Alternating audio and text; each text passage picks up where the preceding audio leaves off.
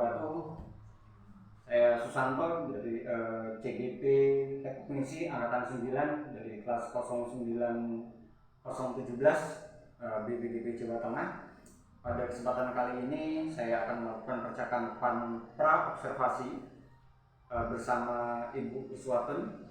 Beliau adalah guru mata pelajaran IPS di SMP Negeri 9 Kabupaten Tebo. Untuk mempersingkat waktu, kita akan mulai percakapan pra-observasi. Selamat pagi, Bu Uswatun. Selamat pagi, Pak. Apa kabarnya? Sehat ya? Alhamdulillah. Alhamdulillah sehat sekali. Terima kasih, Ibu. Baik, Bu Uswatun. Sesuai dengan rencana yang pernah kita bicarakan tempo hari, akhirnya kita bisa bertemu untuk bercakap-cakap terkait dengan supervisi akademik. Sesuai dengan tujuan dari supervisi akademik ini, kita ingin mengembangkan pembelajaran yang telah Ibu lakukan di kelas Ibu dalam proses mengajar. Nah, pra-observasi ini diharapkan kita dapat mengetahui apa sih yang akan Ibu lakukan dan apa tujuan dari kegiatan ini. Baik, Bu Uswatun, karena ini sudah waktunya pembelajaran dimulai, saya juga tidak akan memperlambat waktu karena kita punya tugas di kelas masing-masing. Izinkan saya untuk menanyakan beberapa hal kepada Ibu sebelum kita melakukan observasi di kelas. Yang pertama, apa tujuan pembelajaran yang akan Ibu capai dalam observasi ini? Jadi tujuan pembelajaran yang akan dicapai itu yang saya inginkan itu adalah siswa dapat memahami materi-materi yang telah saya sampaikan dengan saya coba dengan menggunakan metode ceramah, Pak. Oh, baik, jadi Ibu akan menggunakan metode ceramah ya, untuk menyampaikan materi di kegiatan pembelajaran hari ini, Bu, ya? Iya. Baik, kalau seperti itu bagaimana penilaian Ibu dari kegiatan pembelajaran Ibu selama ini terhadap apa yang akan Ibu kembangkan? Jadi seperti ini, Pak. Metode yang saya lakukan dulu itu memang tetap metode ceramah. Tapi setelah saya amati, kalau hanya menggunakan metode ceramah, itu siswa kebanyakan pasif, tidak mengungkapkan pendapatnya. Jadi saya akali dengan menggunakan metode ceramah ditambah dengan ini, Pak, apa namanya Pak? Refleksi. Iya, ditambah dengan refleksi. Tujuannya seperti ini. Ketika saya sudah menerangkan materi-materi yang harus saya sampaikan, kemudian saya merefleksi. Nah, tujuan merefleksi itu adalah mengetahui seberapa dalam pemahaman anak terhadap materi yang sudah saya sampaikan, kemudian juga memaksa anak untuk aktif karena setiap anak akan saya tunjuk atau setiap anak akan saya mintain jawaban tentang apa yang sudah saya sampaikan, Pak.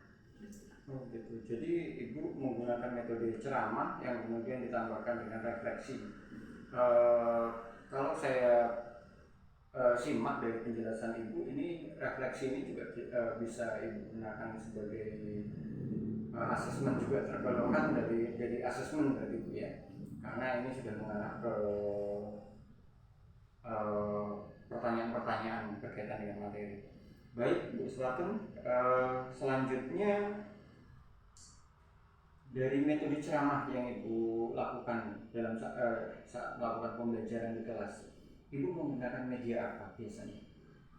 Media yang saya gunakan itu yang jelas berpedoman pada buku paket yang sudah disediakan di sekolah. Kemudian setelah saya terapkan menggunakan buku paket itu, saya tambah dengan latihan-latihan yang sudah saya sediakan. Oke, berarti selain menggunakan buku paket, Ibu memang sama sekali tidak pernah menggunakan media lainnya, Bu, ya? Iya. Baik.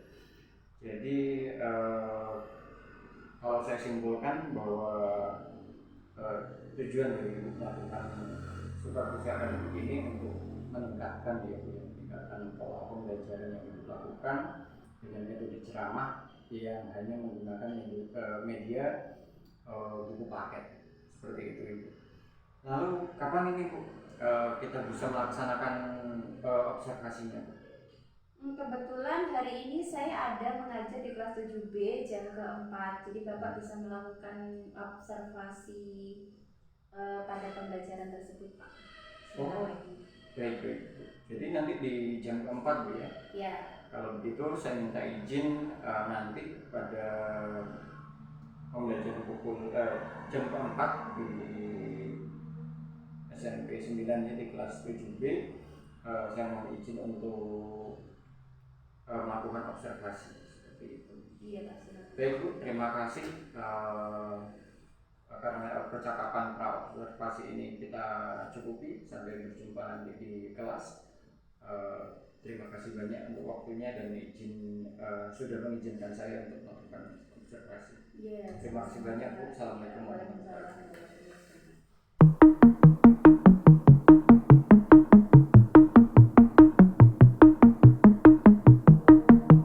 Assalamualaikum warahmatullahi wabarakatuh.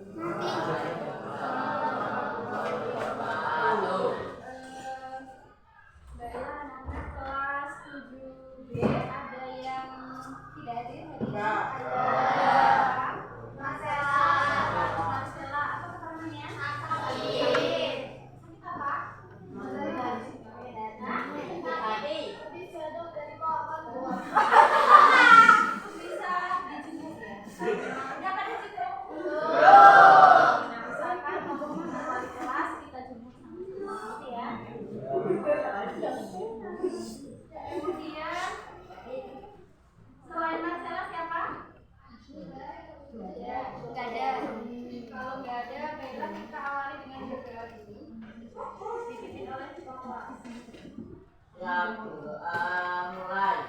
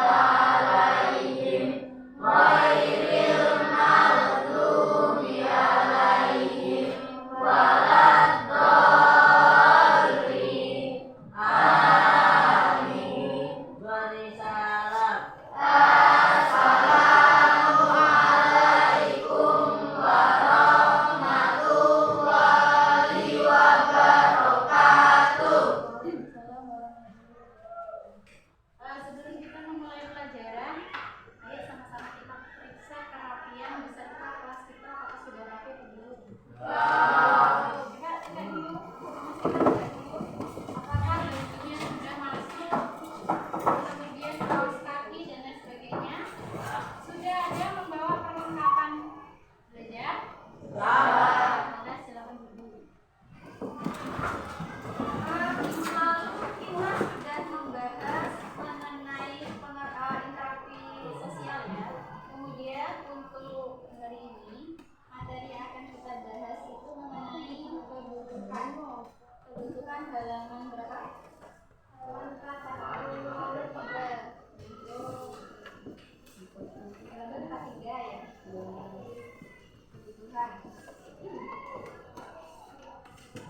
Jadi kalau kita membahas masalah kebutuhan, ada yang ngerti apa itu kebutuhan? Boleh tunjuk tangan? Ya boleh, langsung aja. Siapa yang ngerti? Boleh dibaca ya. Apa itu kebutuhan? Udah ketemu? Ya, ada di buku paketnya. Nana boleh, silakan dibaca Nana. Kebutuhan. Kebutuhan merupakan sesuatu yang dibutuhkan dapat berupa tempat, orang,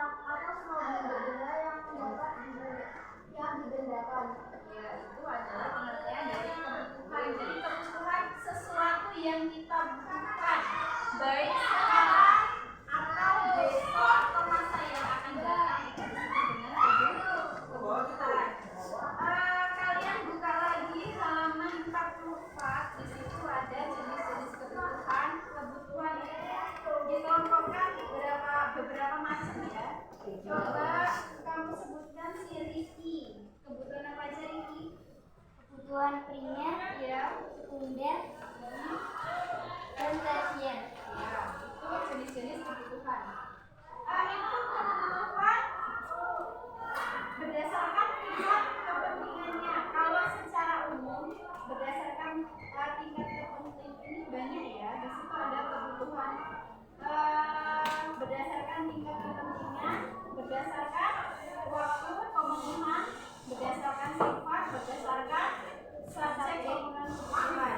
Jadi yang akan kita bahas pada hari ini, kita mulai dulu dari kebutuhan berdasarkan tingkat kepentingan. Di sini dijelaskan ada 3 macam. Yang pertama kebutuhan primer, yang kedua kebutuhan sekunder, yang ketiga kebutuhan tersier. Coba si Najwa Amira, silahkan sebutkan pengertian dulu ya. Coba pengertian dari kebutuhan primer itu apa Najwa? Kebutuhan primer merupakan kebutuhan yang harus dipenuhi.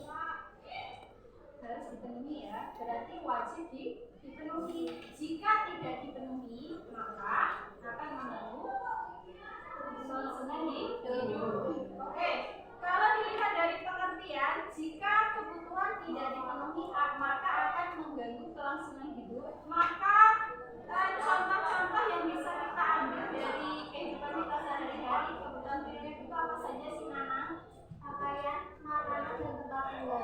Pakaian, makanan, dan Tempat tinggal. udah jelas ya. Jika makanan yang dibutuhkan pada saat ini tidak dipenuhi, orang biasa. Oke, itu contoh dari kebutuhan primer. Kemudian coba silakan pengertian dari kebutuhan sekunder tadi kan? Lengkap ya. Lengkap itu artinya jika tidak dipenuhi apa yang terjadi? Jika kebutuhan tersebut tidak dipenuhi, tidak masalah. Tetapi mungkin ada yang kurang gitu ya. Contohnya apa sih Najwa Amira tadi? Kebutuhan sekunder contohnya? TV, radio, dan buku. Ya, TV, radio, dan buku. TV itu juga tidak dipenuhi tidak masalah, tapi karena kita sudah terbiasa ada yang kurang gitu ya. Itu hanya sekedar pelengkap. Kemudian untuk kebutuhan tersier, coba si Trian bacakan pengertian dari kebutuhan tersier. Kebutuhan tersier merupakan kebutuhan terhadap barang-barang yang dianggap mewah. Nah, sudah jelas ya di sini ya, kebutuhan barang mewah. Ya, coba si siapa tadi? Ini aja lah, Ridwan ya. Ridwan, coba sebutkan kebutuhan tersier yang kami tawarkan. Apa?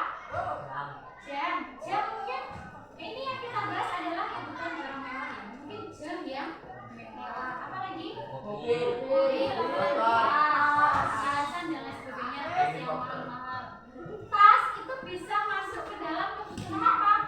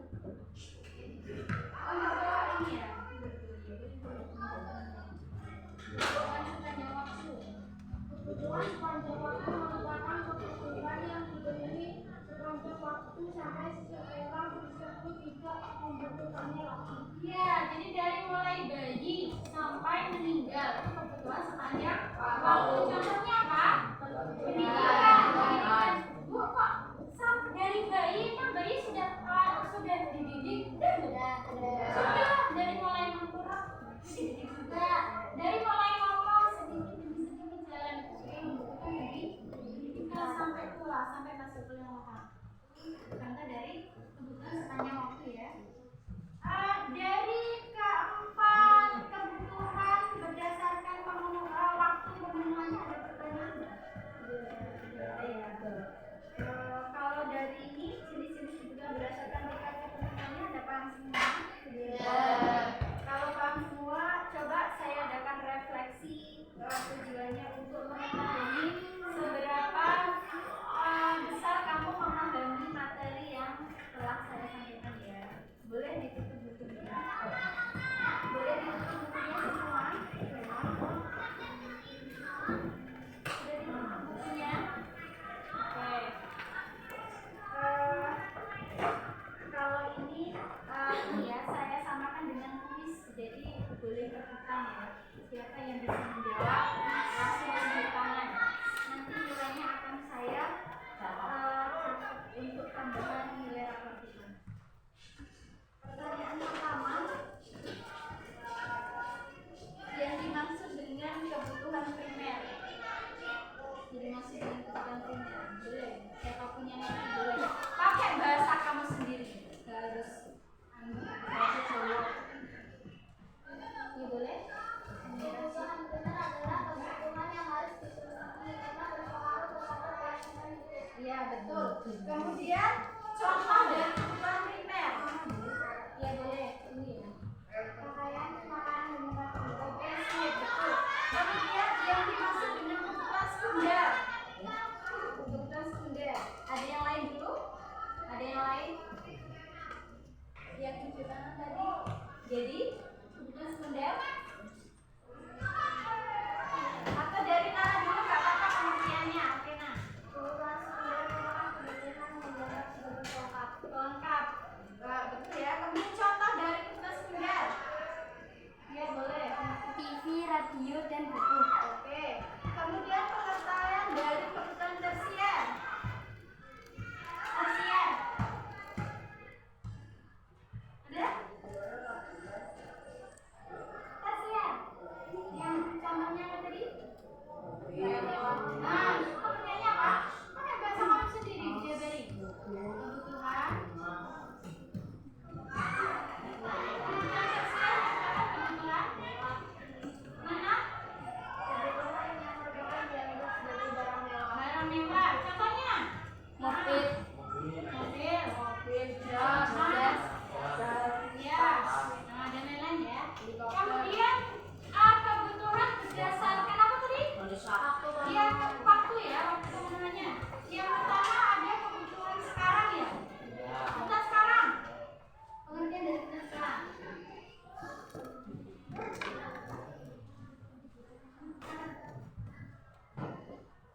Contoh aja. Contoh kebutuhan sekarang.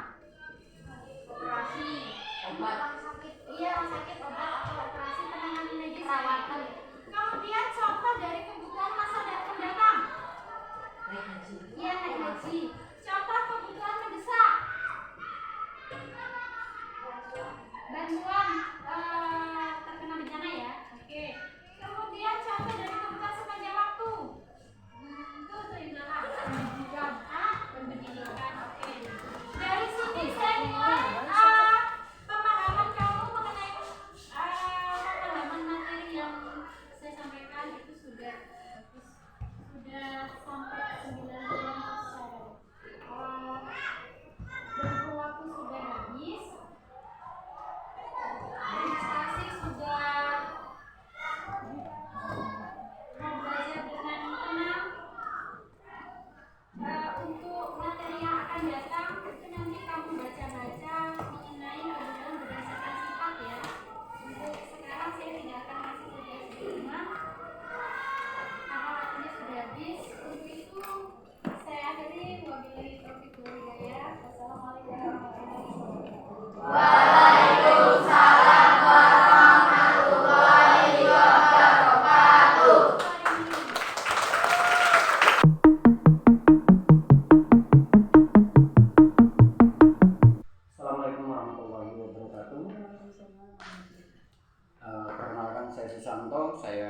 CGP Kognisi Angkatan 9 BPDP Jawa Tengah kelas 09017. Pada kesempatan kali ini saya akan melakukan percakapan pasca observasi bersama Ibu Iswatun Hasanah. Beliau adalah guru IPS di SMP Negeri 9 Kabupaten Bengkulu. Kita akan mulai percakapan pasca observasi bersama Bu Iswatun. Assalamualaikum Bu Iswatun. Waalaikumsalam warahmatullahi wabarakatuh. Bagaimana kabarnya? Alhamdulillah baik Pak. Baik Bu Iswatun, kita sudah melakukan observasi akademik di kelas Ibu tadi. Jadi bagaimana perasaan Ibu sekarang setelah dilakukan observasi? Perasaan saya setelah dilakukan observasi itu Pak lega dan bahagia tentunya karena kesempatan melakukan observasi kegiatan pembelajaran yang saya lakukan di kelas tersebut. Alhamdulillah sekali jika Ibu merasakan rasa bahagia dan lega. Artinya memang dari hati Ibu ingin mengembangkan diri, itu sudah nampak ya. Iya. Baik, jadi kalau Ibu sudah merasakan rasa bahagia dan lega itu, jadi bisa tidak Ibu ceritakan tujuan pembelajaran yang sudah Ibu lakukan tadi? Baik Pak. Tujuan pembelajaran yang saya lakukan sudah sesuai dengan yang saya inginkan Pak, yaitu dengan menggunakan metode ceramah disertai dengan refleksi. Namun saya merasa metode pembelajaran yang saya gunakan itu belum tepat Kak, karena saya melihat dari hasil refleksi tersebut ada beberapa anak yang mungkin sebagian kecil ya Pak intinya itu belum sesuai dengan yang saya harapkan seperti itu Pak. Ada yang memang nilainya masih di bawah, ada yang memang belum aktif mengungkapkan ketika saya bertanya, belum bisa menjawab dengan sesuai dengan harapan yang saya inginkan seperti itu. Jadi sebenarnya sudah berjalan namun belum bisa merangkul keseluruhannya ya? Iya betul Pak. Baik. Jadi kalau sudah sampai sejauh itu, menurut Ibu pembelajaran yang Ibu lakukan sudah berjalan dengan baik kan? Sebenarnya sudah Pak, kalau saya nilai itu sudah. Karena kenapa saya bilang sudah? Karena sudah sebagian besar itu anak mengikuti dengan baik dan dibuktikan dengan hasil refleksi yang sudah saya lakukan. Sebagian besar itu anak sesuai dengan harapan saya seperti itu ketika sudah saya refleksi. Namun ya itu tadi Pak, beberapa sebagian kecil yang memang belum terlalu memahami atau mungkin metode yang saya gunakan itu mungkin mereka belum terlalu mengerti seperti itu.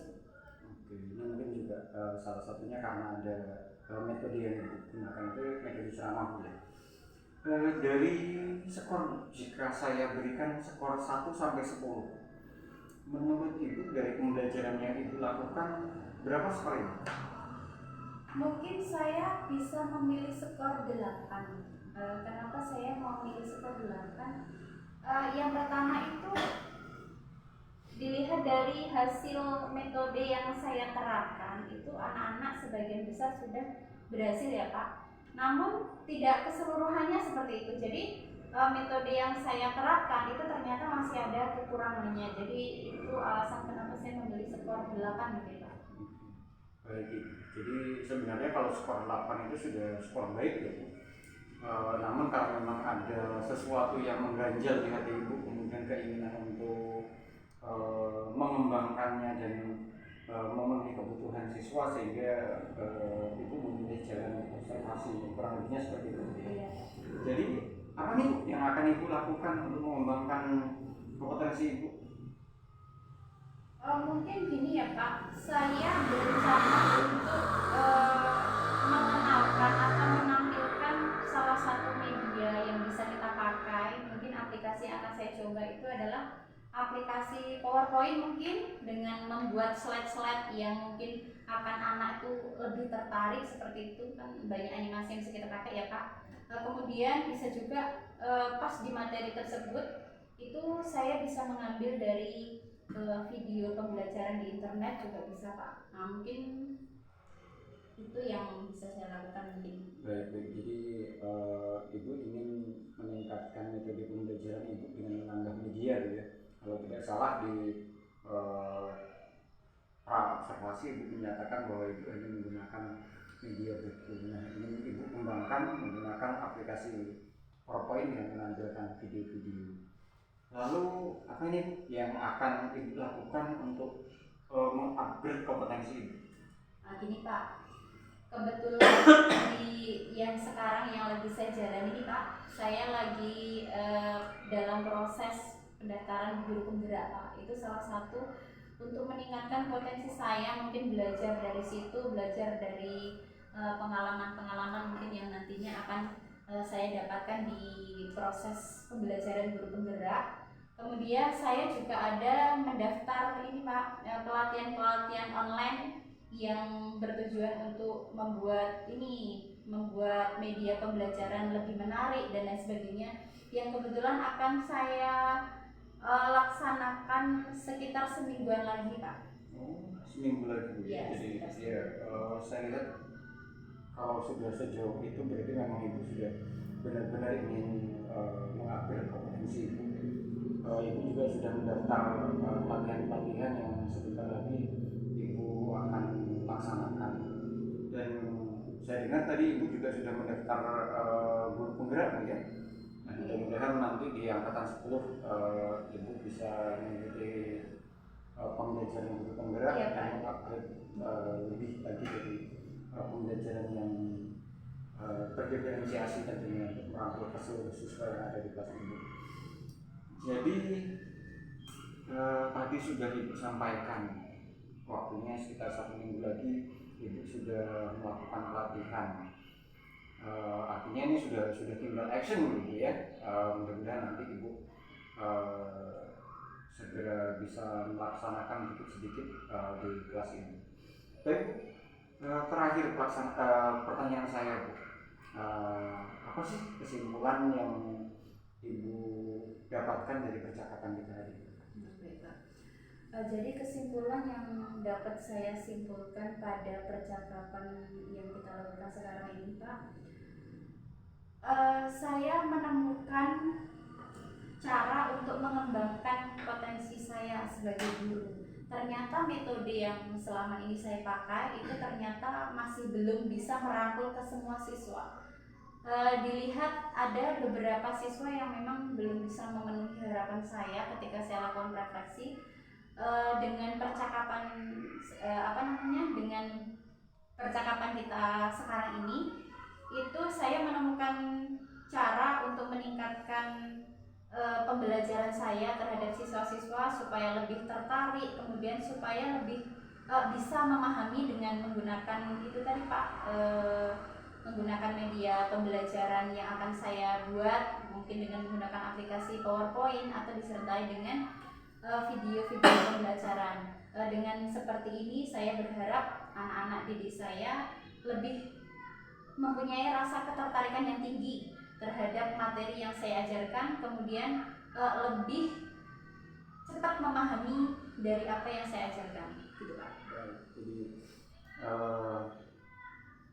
terima kasih banyak Ibu sudah memberikan kesempatan saya untuk melakukan observasi pada pembelajaran Ibu. Tentu saya mendoakan segala upaya yang dilakukan akan berjalan dengan baik. Ibu sudah mendaftar pelatihan, sudah mendaftar guru penggerak, artinya Ibu akan menjalani banyak hal untuk mengupgrade kemampuan Ibu dalam melakukan pembelajaran. Saya yakin Ibu akan mengalami perubahan besar di waktu-waktu yang akan datang. Mohon izin Ibu, karena Ibu meminta saya sebagai observer dalam hal ini, izinkan saya mempersanya Ibu ke depannya untuk melihat perkembangan yang akan Ibu lakukan di kelas Ibu untuk memenuhi kebutuhan siswa dalam pembelajaran seperti itu. Terima kasih banyak Bu, semoga ke depan kita sama-sama bisa menjadi guru-guru terbaik untuk mengantarkan siswa-siswi kita untuk mencapai tujuan yang mulia, menuju kebahagiaan yang hakiki. Terima kasih banyak Ibu waktunya. Assalamualaikum warahmatullahi wabarakatuh.